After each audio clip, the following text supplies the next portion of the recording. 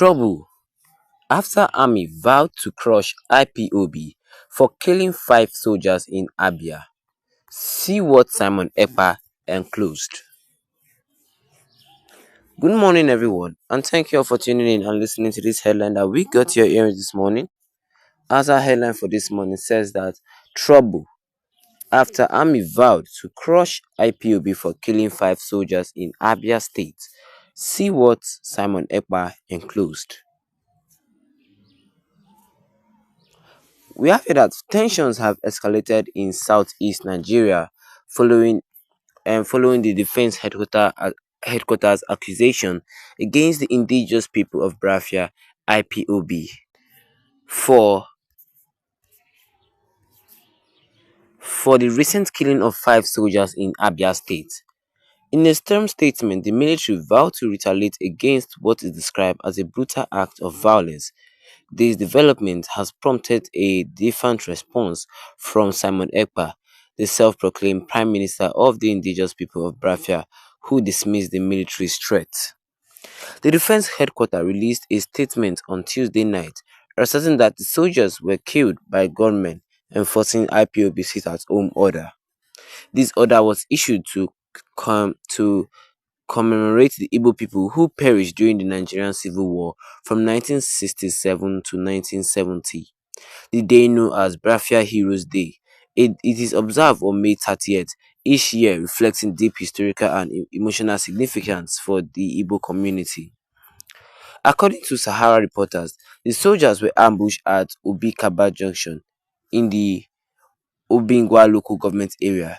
The gunmen, allegedly affiliated with IPOB militant wing, the Eastern Security Network (ESN), targeted the soldiers in a violent attack that has since sparked widespread condemnation.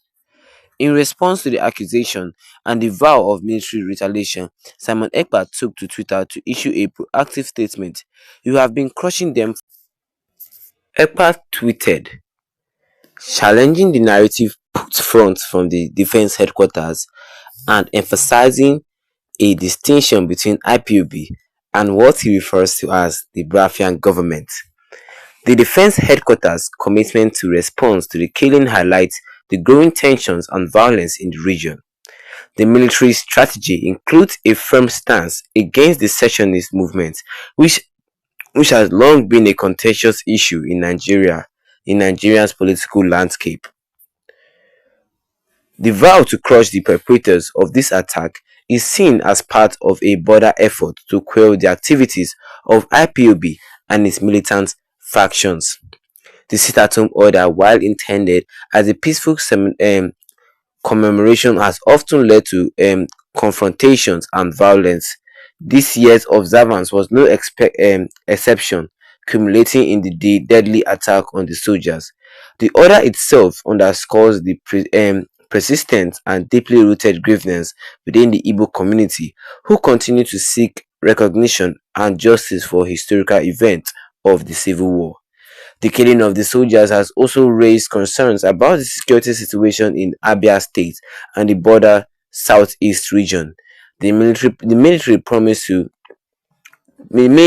of retaliation could lead to further clashes, exacerbating the instability in the area already plunged by the sporadic violence and unrest. The defense headquarters has called for calm and urged the public to cooperate with security forces to maintain peace and order. Simon Ekpa's reaction, meanwhile, reflects the complex dynamic of the Biafra movement, his dismissal of the military threat, and his framing of the issue as one involving the Biafran government rather than IPOB, suggests an attempt to reframe the narrative and assert a broader political identity. Ekpa, who has been a controversial figure within the Biafran movement, continues to use his platform to challenge the Nigerian state and advocate for Biafran independence. The international community is watching the situation closely, with concerns about human rights and the potential for escalated conflicts.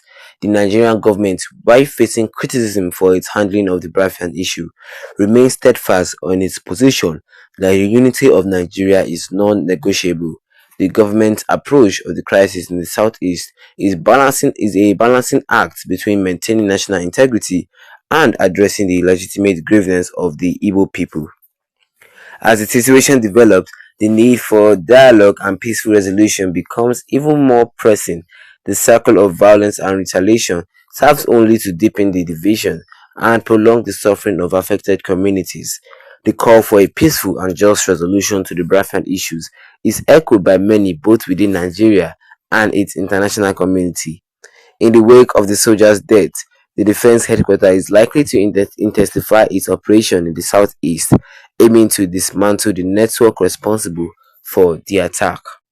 Well, what we are looking at here is this is that is all we have for you concerning this headline, which says trouble after army vow to crush IPOB for killing 5 soldiers in Abia State. Let's see what Simon Ekpa exposed.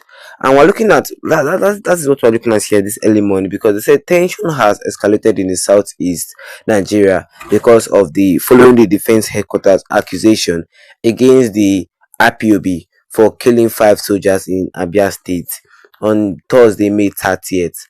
He said a stern statement, the military vowed to retaliate against what is described as brutal act of violence.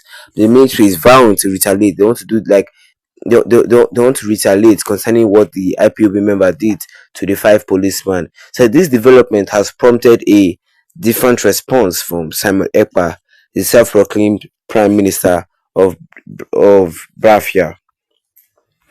And Simon Ekpa, who dismissed the military threat, he dismissed the military threat by saying that saying the military that you have been crushing them for years. But remember, this is a Biafran government, not IPOB. That was what Ekpa tweeted, challenging the narrative put forth from the defense headquarters and emphasizing a distinction between IPOB and what is referred to as the Biafran government. Because a lot of people are saying that the way the Nigerian army has seen they want to retaliate concerning the killing of 5 people, you know that there was supposed to be a sit at home, but you guys were the one who crossed the IPOB or the Biafran government's line, and you can see the consequences that came out of it. And trying to retaliate will not bring any form of peace. It will only cause future clashes in the nearest future to come.